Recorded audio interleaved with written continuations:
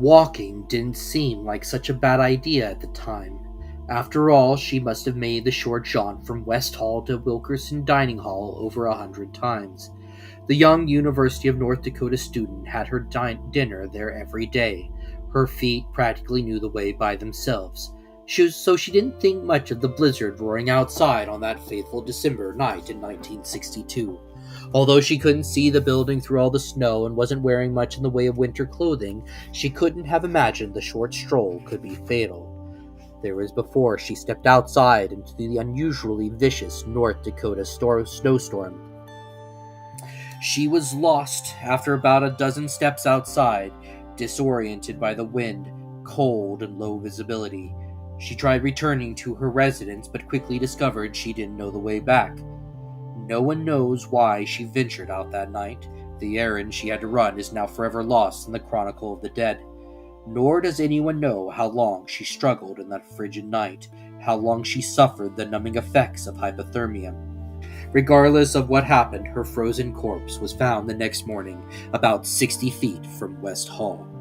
Since then, the University of North Dakota took to constructing tunnels to connect the 5 dormitories, providing a safe, warm passage to Wilkerson Hall. While this addition was welcomed by students living and residents, disturbing stories began emerging from the West Hall tunnel shortly after the system of walkways was completed. She has been spotted in the West Hall tunnel countless times over the years, appearing before terrified students late on stormy winter nights. She has been described as quite striking, with short black hair and big dark eyes. Some have said that she appears frightened, desperately looking for a way out of the passage, before vanishing into nothingness. Others claim that she looks quite calm, standing motionless and looking blankly ahead, staring straight through frightened witnesses for several moments, only to suddenly disappear without a word. Everyone who has seen her agrees on her startling state of disembodiment, for only the top half of the young woman appears. There's never been a trace of anything under her waist. Her transparent apparition floats about 3 feet above the ground, without the benefit of feet or legs. Students' reactions to the young woman have varied considerably. Early sightings were usually panicked. The authorities were called frequently, and for a while there was considerable buzz about the resident ghost haunting the West Tunnel. Yet over the passing years she has appeared before students less and less, even as her legend was entrenched as the University of North Dakota's local haunt.